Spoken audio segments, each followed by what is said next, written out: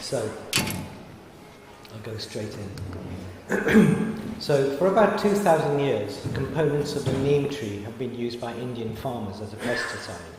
Then in 1992, an American company called Grace patented the use of this pesticide. And after this, if farmers used it in this way, they'd be breaking the law. So they protested. But US patent law would only allow challenges to the legitimacy of the patent if it could be shown that knowledge of this had appeared in a printed publication, prior printed publication, preferably a scientific journal. Well, this being folk knowledge, there was no such thing.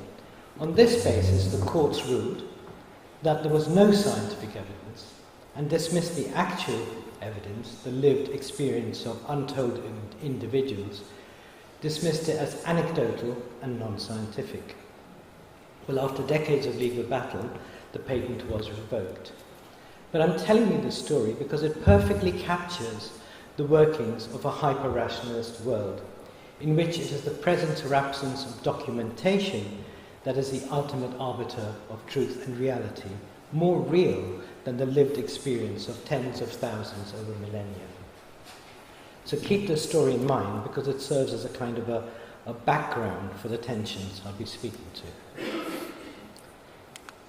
So given that the Exchequer spends our money on providing services, it's perfectly reasonable that it should ask, is it getting value for money? But what is value? Well, Jeremy Bentham was faced with a version of the same question when he sought to increase the happiness level of the nation. He thought that the happiness was correlated with utility, how useful an action was, which is why his philosophy came to be called utilitarianism. And he thought it was possible to measure utility numerically, and having measured it, make decisions about which actions to pursue, which action would generate the greatest good for the greatest number. In moral philosophy, this way of thinking is known as consequentialism.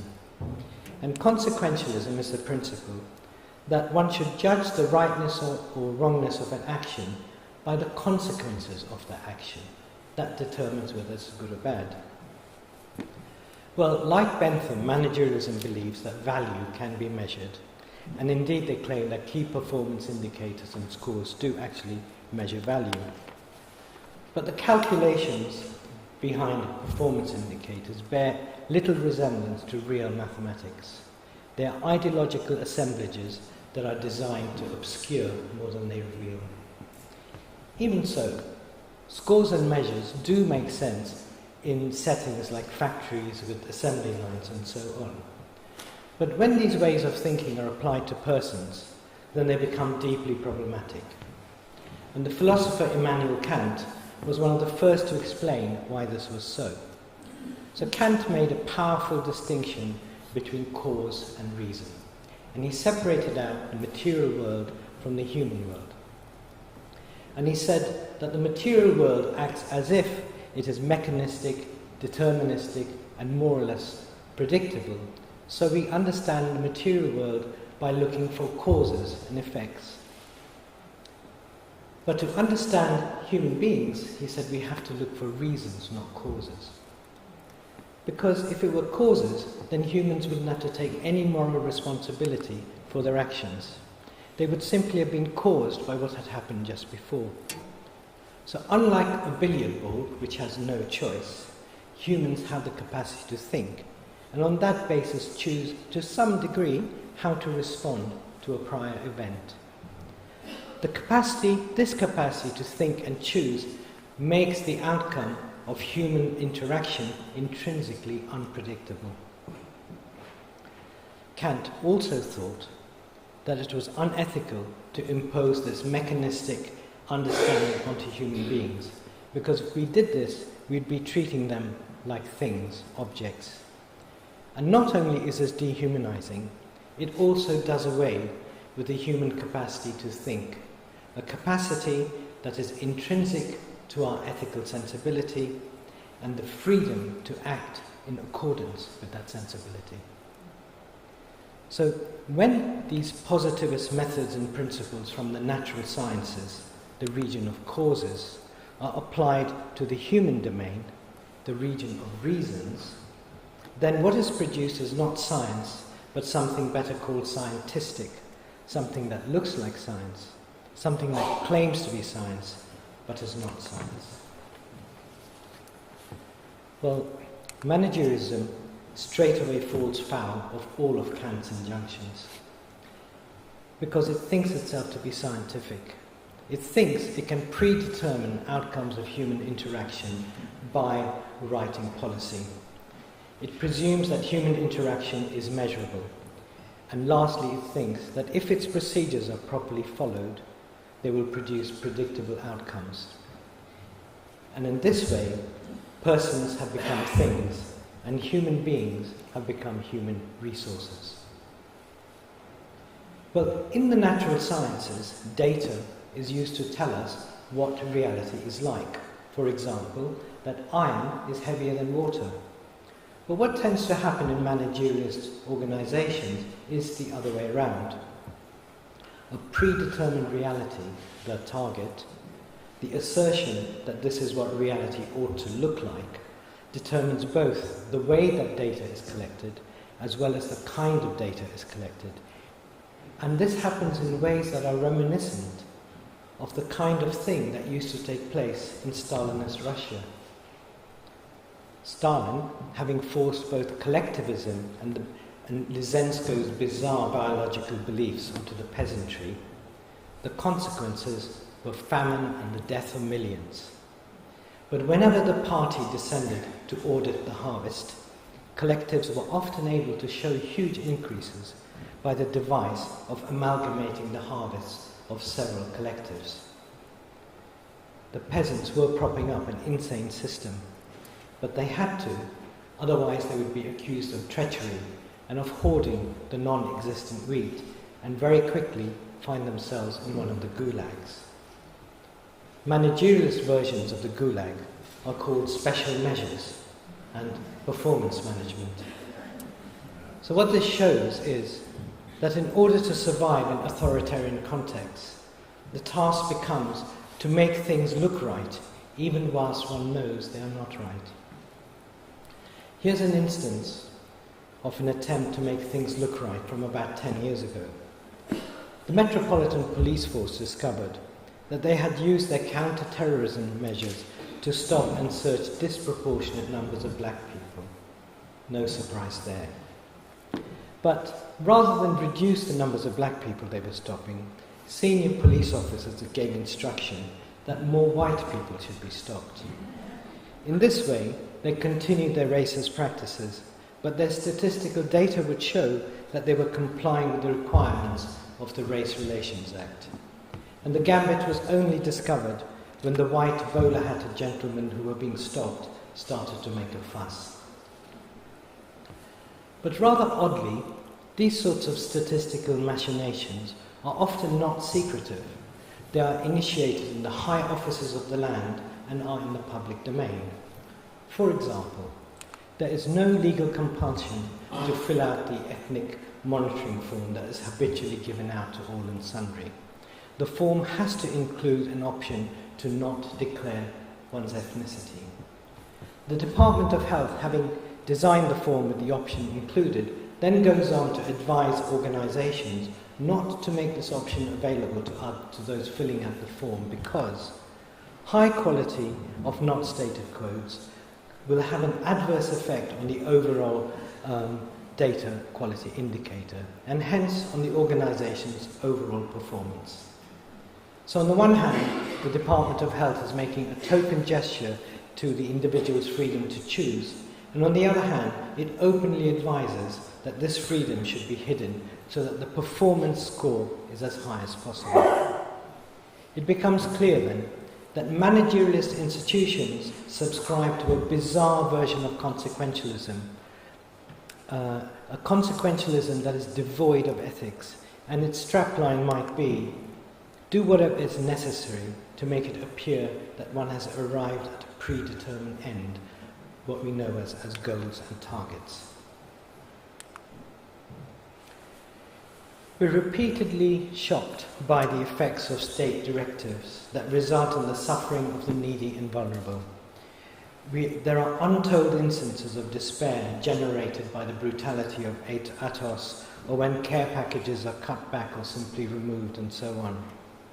How is it that those sitting in the boardroom feel able to implement policies that they know will degrade working conditions and erode the quality of service provided to the so-called customer?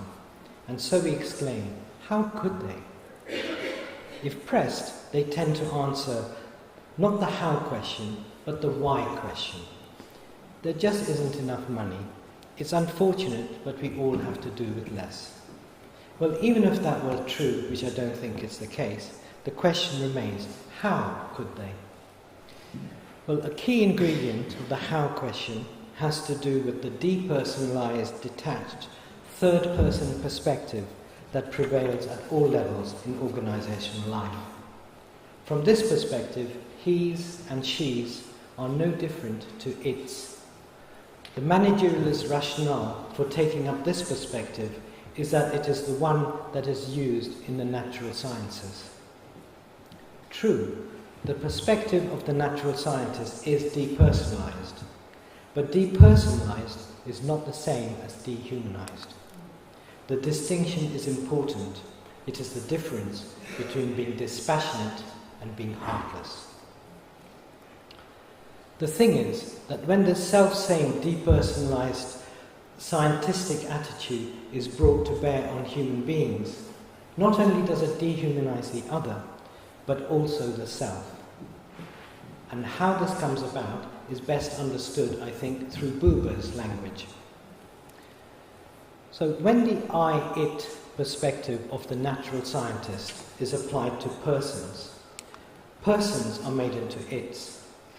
But the only way of being able to treat another human being as a thing, as an it, is to curtail one's own capacity to feel. And in doing so, one also turns oneself into a thing, an it. So I think scientistic relations are better described as it, rather than I-it. And with all traces of humanity removed from the picture, institutions and individuals are able to take all kinds of callous actions with no emotional repercussion. As far as a stone is concerned, I'm heartless and entirely untroubled by what happens to it, and I casually kick it aside. In contrast, in I-thou interactions, humans are present to each other as humans, not things. They are involved and entangled. In this realm, the I-thou, interactional, relational, our experience takes place in the first person. Being entangled, we necessarily feel the other and cannot help but feel for the other. Empathy is integral to this kind of interactional, relational. Raymond Geiter, moral philosopher, puts it like this: our sense of the reality of others is partly conditioned by our shocked and bewildered realization of what it means to wrong them. Remorse is that realization.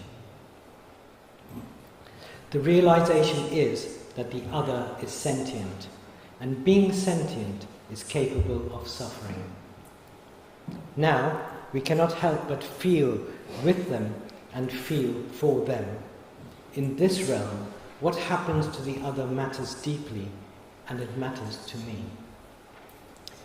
Note the distinction. Language between persons is in the first and second person. Language about persons is in the third. And out of these two perspectives, the one that is privileged in managerialist organizations is that of the detached third person, from which it is easy enough to think that one is merely doing one's job, merely implementing procedures. Well, this was exactly Eichmann's defense at Nuremberg, that he was doing his duty by doing his job. And he was indeed only dutifully doing his job, which is why Hannah Arendt called it the banality of evil. The mention of duty tells us that we are now in another realm, another of the domains of moral philosophy, Kantian deontology. Kant's position was the opposite of the consequentialist. He thought actions were right and wrong in themselves, independent of consequence. He thought the fact that a morally bad act might produce good doesn't make that act good. For example, a homeless old lady gets beaten up, she ends up in hospital, where she is discovered by her long-lost wealthy daughter, and they live together happily ever after. Kant requires us to use our rational minds to work out a set of moral maxims, which, in his view, had to be universally true. And once worked out, he thought it was our ethical duty to follow that maxim, come what may. Deon is the Greek word for duty, which is why his ethical system is called deontology. It turns out that it is an amputated version of Kantian deontology that has come to preside in managerialist organizations. Once policies and procedures are in place, managerialist deontology decrees that it is one's professional duty to follow them. Right and wrong become equated with compliance, with rule following. Entirely missing is Kant's injunction to think about the rightness or wrongness of the policy each and every time. It seems to me that unlike Kantian deontology, which despite all its problems, and it has many, is essentially a way of trying to be ethical, managerialist deontology is actually anti-ethical, because without thought there can be no ethics. But where do these rules and policies come from? And this is a true story which also can serve as a kind of a parable. A novice school teacher was really struggling with discipline. At the start of the second year, he asked his pupils to copy a set of rules into their notebooks, which clearly linked punishments with misdemeanors. And his life became easier because now the students were tending to accept punishments without protest. It appeared to them that the teacher was as helpless as them, obliged to follow the same set of rules as them. He said to them forlornly, "I'm so sorry, but I have to punish you because it says so in the rules." And they forlornly accepted. Well, the world is not as simple as his classroom. And the classroom is not as simple as I portrayed it. However, the very simplicity of this story allows us to see something about the ideological nature of rule creation, as well as something about our tendencies to obey and to comply with them. Just a few weeks ago, a friend at a London university was witness to police overreacting and arresting a white English colleague. Because when he was going through security into a government building, he foolishly made a flippant comment about his bag containing a bomb. The comment triggered a draconian procedure which was followed regardless of whether it made any sense in this context or not. My friend spoke up and stood up for his colleague, saying that it was obvious to everyone that this person was not a bomber.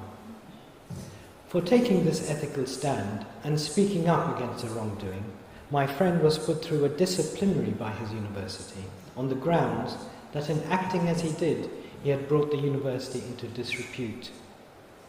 The disciplinary was initiated by his head of department, who said in a forlorn voice, not unlike that of the school teacher, "But what else could the university do?"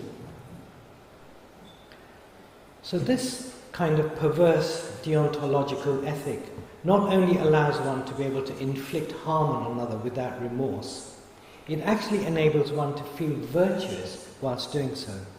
It's a dirty job, but somebody's got to do it. For example, when Theresa May was Home Secretary, she put in place a policy that required Home Office staff to fine and forcibly remove migrants who had no right of stay. To encourage them, she put in place a bonus system. The language of the official policy was sanitized, couched in the objective-sounding language of managerialism, referring to the forcible abduction of human beings as objectives, business goals, and even levels of ambition. Well, once payment gets linked to targets, then the employee's target becomes the bonus and everything else falls by the wayside. The better you follow the rule, the more you will be rewarded for it. As we know, their zeal led to many innocent lives being destroyed, and the Home Office to date has paid out 21 million in compensation. Well, that shows not only how could they, it also shows how this kind of perverse managerialist ethic allows the employee, like Eichmann, to feel proud and virtuous whilst causing the suffering of others. Well, another aspect to the how could they question has to do with the atomization of the workplace. When tasks are cut up and distributed over a conveyor belt-like process, then what one is mostly preoccupied by is one's own contribution to the scheme of things. Consequently, hardly anyone gets to see the full picture.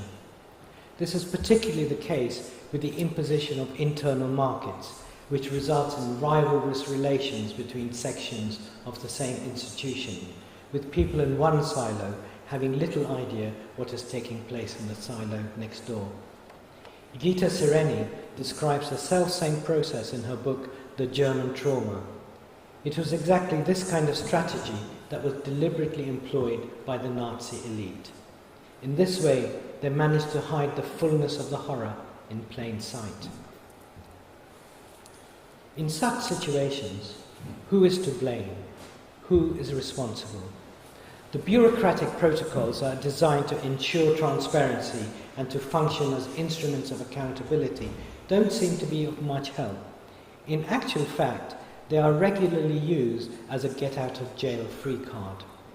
For example, the NHS outsourced a routine operation to a private hospital. The surgeon cut through a vein, which resulted in the patient hemorrhaging to death because the hospital didn't keep any blood on the premises, nor any equipment to deal with hemorrhaging. On the television programme Panorama, Jeremy Vine asked the head of care quality, I love these titles, head of care quality, when he asked her, one Tracy McNeil, isn't it just terribly obvious that you need blood in a hospital that is doing operations in case somebody has a hemorrhage? Astonishingly, she felt able to answer no, because we met all of the criteria and all the regulations. It was not a requirement. That last thing, by the way, is just a version of that to do with the plane crash that just happened in Indonesia, that they had resolved the problem according to procedure. So, no case to answer. So, responsibility is hard to pin down, despite the fact that the avowed function of bureaucracy and hierarchy is to lay down clear lines of accountability. But this is because hierarchies can also function in ways that are the exact reverse of this, and the military is a case in point. So the general, having activated strategies that will result in the deaths of untold deaths, is able to sleep easily for several reasons. First, he's issued his orders in the service of something greater than him, his country, and so on. Second, from his perspective, there are no persons present. They're just entities like battalions, fleets, and squadrons. And third, his hands are clean because he doesn't have to do the dirty work of killing. Meanwhile, the soldiers doing the dirty work of killing also need feel no guilt or remorse because they are simply following orders. And so they have no personal responsibility for the consequences of their action. My point is just to say how hierarchies can be used to disperse responsibility in such a way that it seems to disappear whenever you try to grasp it. It always seems to be elsewhere. But the system is not completely efficient. Many a soldier and general that does get traumatized, and I'll come back to that in the last part of my paper. Having mentioned the military, it seems to me that the CEO sitting in the boardroom is little different from the general in the war room. They are both removed from the action. Directives emanating from both rooms are to be precisely followed, else court-martials and disciplinaries will follow. Not allowed to think, both employee and soldier are rendered into castrated Kantian beings, objects to be manipulated. Well, as many have mentioned already today, it's tempting to make a neat dichotomy by ascribing the detached it perspective to the baddies, the faceless bureaucrats, and the entangled I-thou relational perspective to the goodies on the front line doing face-to-face work. But this would be a mistake for many reasons, one of which is that the detached third-person perspective has triumphed to such a degree that it has become a cultural norm in managerialist institutions. And this being a culture, all are necessarily caught up in it and by it. And it is this that results in what Richard Sennett called the corrosion of character. But not everyone embraces this sort of culture. I, like you, have had numerous experiences of warmth, concern and care from many who went the extra mile for no good reason apart from that it was the decent thing to do. But it is hard to sustain this kind of goodwill under the constant pressure to account for oneself to the auditors. And the kind of account that auditors require are literally a set of accounts consisting of numbers, tables and charts. Meanwhile, the way of accounting from the first person is to give an account, by which I mean a narrative. This happened and that happened, which is why I did such and such. But this is of no interest to the auditors, who will only listen when spoken back to in their own language. And so, experiences on the front line, couched as they are in the first person, have to be translated into the auditor's language, that of the third person. But when experience gets translated into data, experience gets corrupted and distorted. So, what happens when persons find themselves in conflict with the rule-bound ethic of managerialist institutions? In authoritarian contexts, as the Milgram electric shock experiments demonstrated a long time ago, when caught between doing the right thing and the thing one is told to do, one tends to capitulate and do what one is told to do. And this is particularly the case when the possibility of paying one's mortgage depends on it. Even so, this sets up a terrible tension within the individual. This tension creates a kind of schizophrenia, a kind of madness that results in a kind of trauma which today goes by the name of stress. But in actual fact, it is better called distress. The notion of stress is borrowed from physics, and so it invites one to look for causes rather than reasons. If the cause of the 6 days is stress, then the solution is de-stress. But whatever one calls it, the thing is that everyone in the institution is affected by it, even the bureaucrat, as a report out just a few days ago revealed. Civil servants took more than 300,000 days off over mental health last year. In January, it was disclosed that more than a quarter of civil service sick days were the result of mental ill health. Well, to this end, the Department of International Trade has set up tranquility room in which officials can de-stress, and 14 departments have set up well-being rooms to offer a calm private space.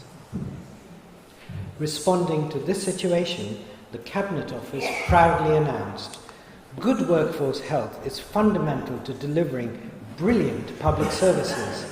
Supporting the mental health of civil servants is a key part of our ambition to be the UK's most inclusive employer by 2020.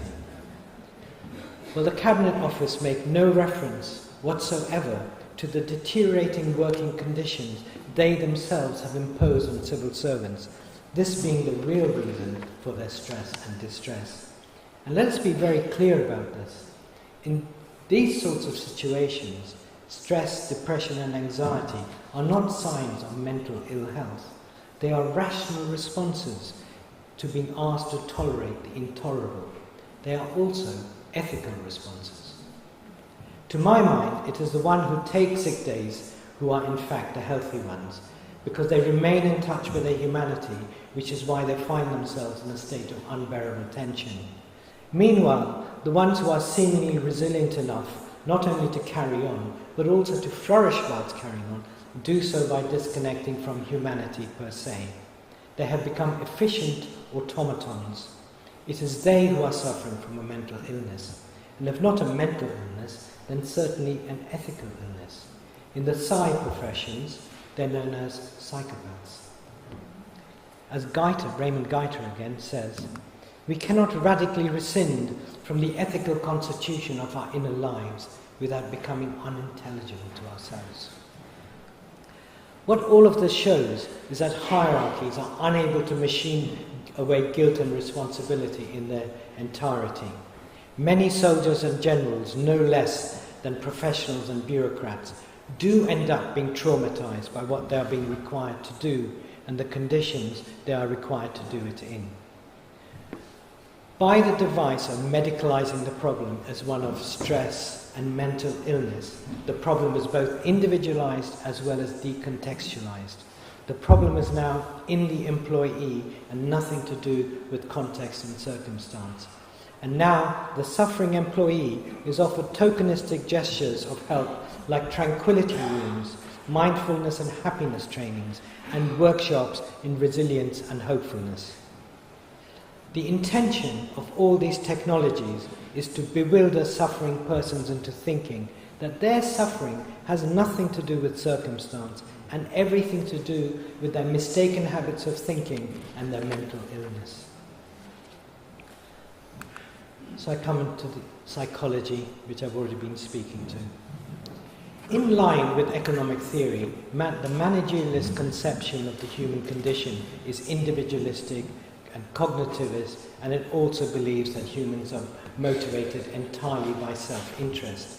Well, this was the view of the first guru of scientific management, Frederick Taylor, who said over 100 years ago, "Hardly a competent workman can be found in a large establishment who does not devote a considerable part of his time to studying just how slowly he can work and still convince his employer that he is going at a good rate."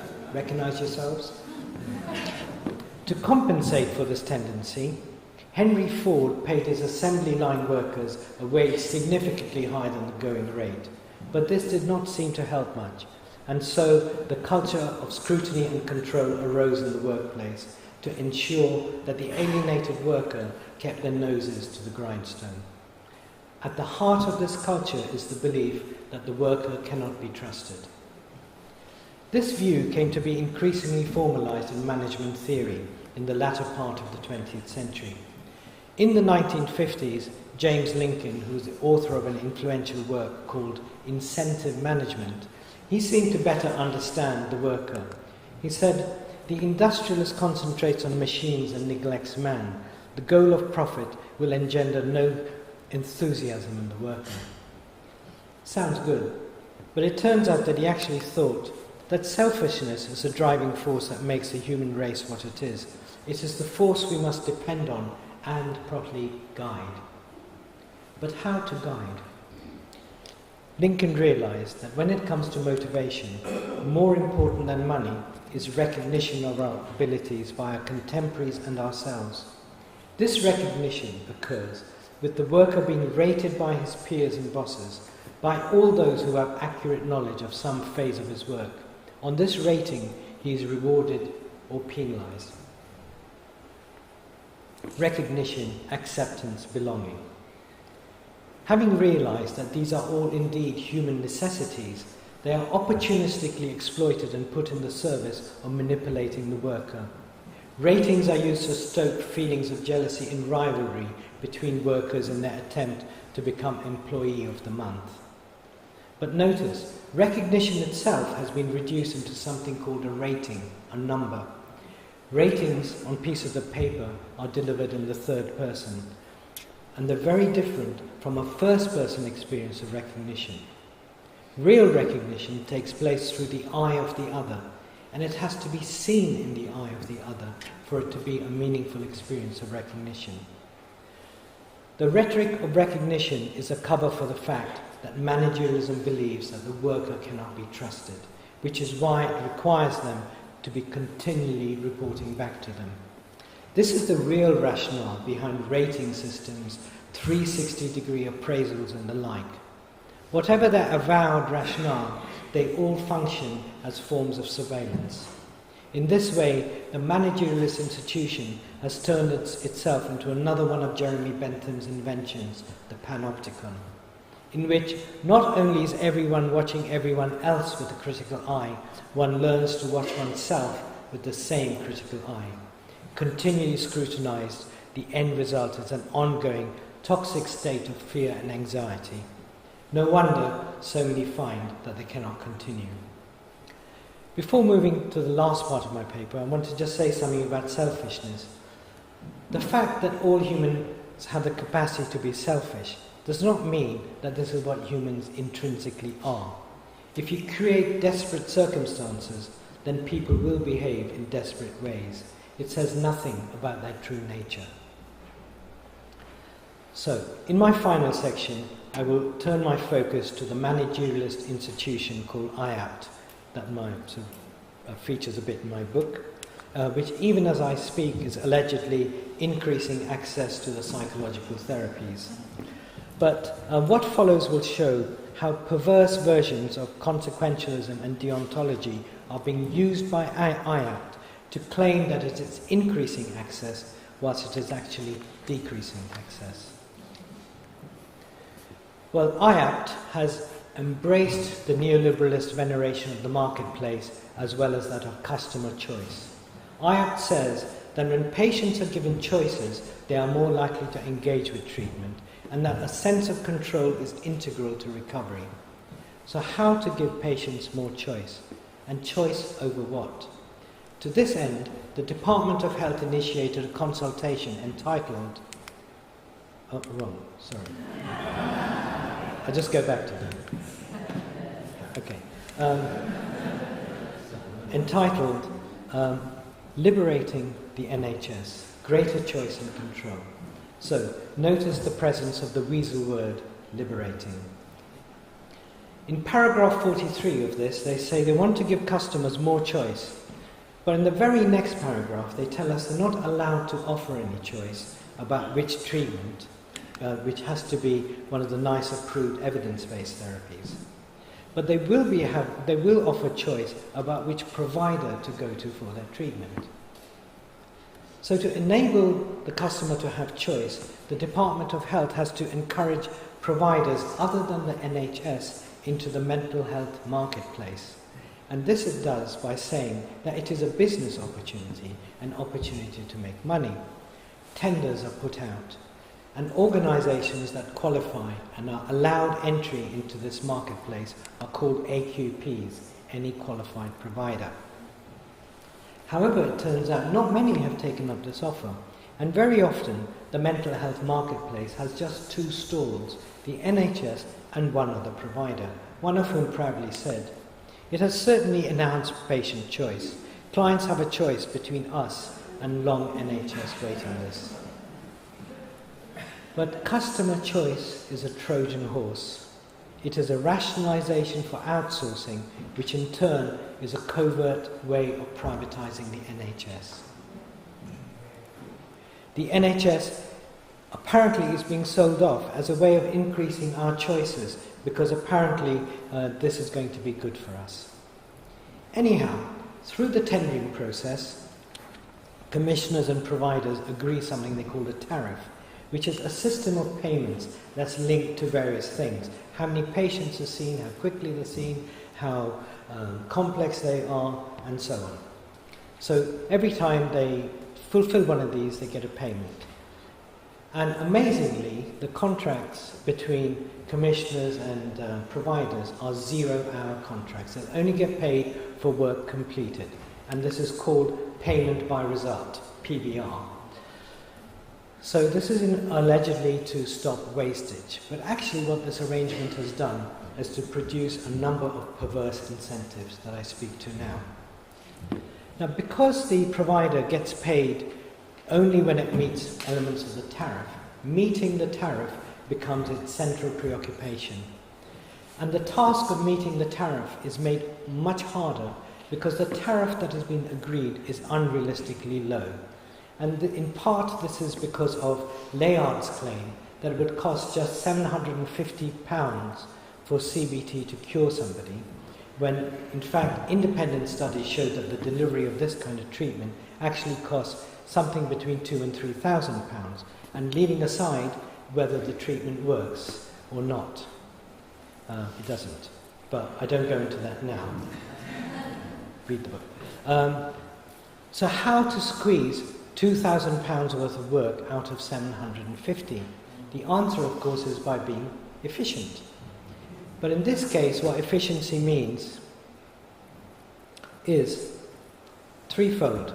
Asking employees to do more for less money, by giving patients less whilst claiming that it is better for them, and third, by plain and simple cheating, by cooking the books. And I'll speak to each of these. Employees. Psychological well-being practitioners working in IAPT tend to be poorly paid and carry very heavy workloads, 45 cases at one time, and tasked with completing 250 treatments a year. Providers also tend to be understaffed, and this puts practitioners under enormous stress. As one said anonymously, our recovery rates targets have been increased from 50 to 60%. I've not had proper clinical supervision for months, only micromanagement supervision, which looks at client improvement and throughput. So I'm finding it continued high stress and low satisfaction, because I'm not learning anything other than how to meet targets, and I'm looking to move away from IAPT. Ironically, to try to preempt the departure of burnt-out practitioners, some IAPT services are actually offering their own practitioners the very same manualized treatments that they've been struggling to deliver to other suffering individuals. Efficiency has also come to mean diluting the service offered to patients. Session times are reduced down to 30 minutes in some instances, and the number of sessions is habitually reduced from 24 to 12 to 6 and so on, which is a bit like arbitrarily reducing the dosage of an antibiotic that's known to cure if taken over 7 days down to 3 days. But managerialists have become masters at the art of making it seem that a cut to the service is magically an enhancement to that service. Excuse me.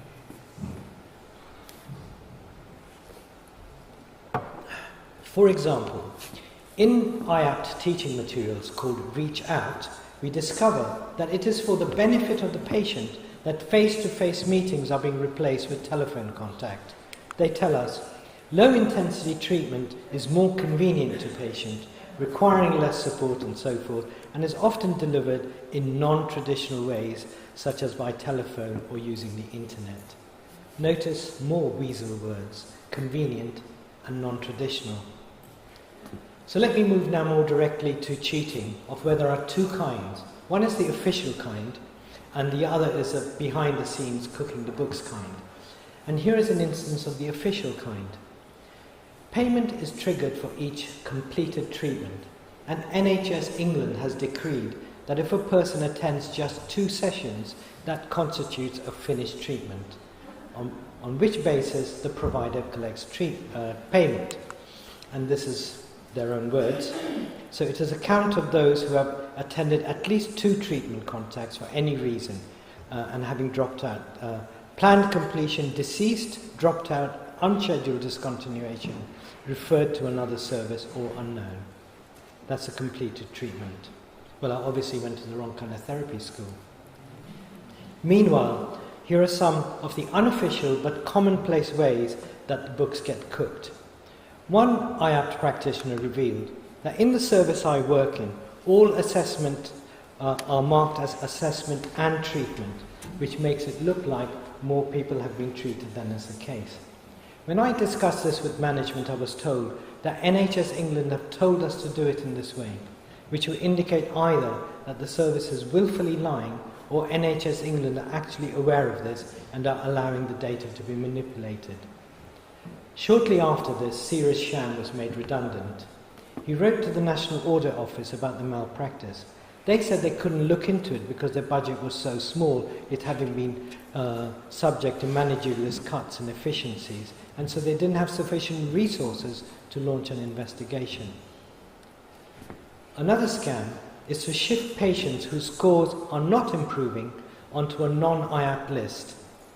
Having done this, the data will show the service as having met two targets, the accessing service target and the waiting list time target. Two parts of the tariff will be met for which the provider will collect payment. The non-IAPT data doesn't feature in any of the calculations and so disappears from view. Meanwhile, somebody who has been declared recovered from their mental illness following treatment, when they relapse and return to the service for more help, policy dictates that they have to see a different practitioner from the original practitioner, because this will now count as a new treatment episode. In other words, it will look like two people have been seen rather than one person twice. And the glittering statistics will show two recoveries rather than one failure, and two sets of payment will be collected. In some instances, when the patient's score does not show sufficient improvement at the end of treatment, this is a quote, they just sit on the caseload until they recover, because we know that some people recover spontaneously. After some weeks or month, you call them up and you say, "Oh, how are you feeling? Can we run through these questions?" But perhaps the most perverse of incentives is the one which leads to patients being actually refused treatment. It is common knowledge that providers avoid taking on more complex cases because they aren't going to be your quick win. These are going to be the 20-plus sessions who are going to cost them. And another said, "I'll be brutally frank. If I see a person on AQP who's presented to me with complexities, I'll get them closed down enough to discharge them from AQP and refer them to our main counselling service." In other words, for many of those suffering from complex issues, most of us, customer choice ends up becoming not only no choice, but no treatment. So, I've been arguing that managerialist ethics is devoid of real ethics. I've been arguing that managerialism utilises the perverse versions of consequentialism and deontology to produce illusory realities and to create authoritarian regimes to enable these illusions to be sustained. Desired ends are used to design corrupt means policies that make it more possible for it to look like the institution is meeting its targets. And once these policies are in place, managerialist deontology decrees that it's the professional duty of employees to follow these policies without question. To question the ethics of the institution is made a disciplinary offence. Look at the fate of whistleblowers. We have also seen that managerialist institutions mobilise regulations in two very different ways. On the one hand, regulations are used to absolve themselves of responsibility, no case to answer, as in the hospital case. On the other hand, at the level of the individual worker, an institution can make malicious use of regulation to blame the blameless, a case in point being the charge levelled at my friend. But I want to end on 2 points, the first of which is this. Although institutions are able to use regulations to absolve themselves of responsibility, on paper as it were, the experience of responsibility is not so easily escaped at an individual personal level. And my guess is that Tracy McNeil, although she brazenly used regulation to defend her hospital, if her humanity is not completely atrophied, she and other individuals are bound to feel bad about what has occurred. But to voice guilt and remorse would be dangerous, as it would be construed of as being disloyal to the organisation. I imagine that what might happen next is that the guilt is repressed, where it will continue to fester until, like the civil servants, she is forced to take time off, suffering from a mental health issue. My very final point is this. In asking how could they, I have let myself and perhaps you off the hook, because I've made it seem that I am not a part of the they. Like the Russian peasantry, we all keep cooperating and to keep an insane system going.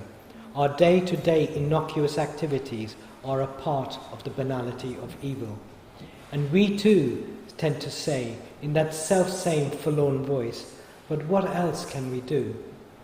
I have no neat and ready answer, but surely continued compliance is not an option. Thank you.